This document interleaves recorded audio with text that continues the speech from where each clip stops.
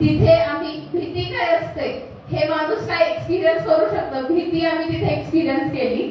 आमच्या सगळ्यांच्या हातपाय थरथर कापत होते. सिद्धिराज सगळ्यात चिल माणूस तिथे खुर्चीवर पायावर पाय टाकून बसलाय, त्याला काही घेणं देणं नव्हतं काय चाललंय काय नाही. आकाश, मी आणि अपूर्वा आम्ही थरथर कापतोय आणि सिलेक्शन ह्याचं झालं.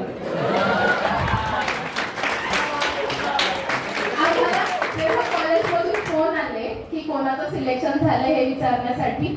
धनश्री मला म्हणते तू शपथ घे तुझ्या मम्मीची की सिद्धिराजचं सारखं सिलेक्शन झालं. एवढं म्हणजे सिलेक्ट असं काही नाहीये की तुम्ही कसे आहात किंवा तुम्ही हुशारच आहात तर सिलेक्शन होईल. कोणत्याही बेसिसवर सिलेक्शन होऊ शकतं, कुणी कुठेही कोणाचं लग्न चालू शकतं. त्याच्यानंतर स्पोर्ट्सचं सांगेल मी.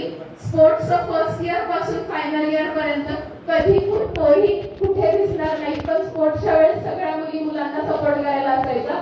कॉमन ऑफ असायचा त्या दिवशी. लिटरली थर्ड फोर्थ इयरला तर शिक्षकांना समजून गेलं आता स्पोर्ट्सच पोरं काही येणार नाही. आपल्याला बऱ्याच शिक्षकांनी सुद्धा बोलून दाखवलं की आता स्पोर्ट्सच्या वेळेस तुम्ही 8 दिवस काही येतच नाही म्हणून.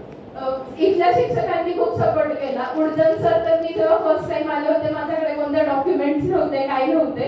माझे वडील नंतर डॉक्युमेंट्स घेऊन आले, पण सरांनी माझ्या आधीच सह्या घेतल्या की मी परत येऊ नये म्हणून. त्यासाठी खरंच थँक्यू सर. आणि सगळ्यांना इथला पुढचा प्रवास खूप खूप चांगला जावा. प्रत्येक जणांचे जे काही ध्येय आहेत प्रत्येकाने आपापले ध्येय गाठा.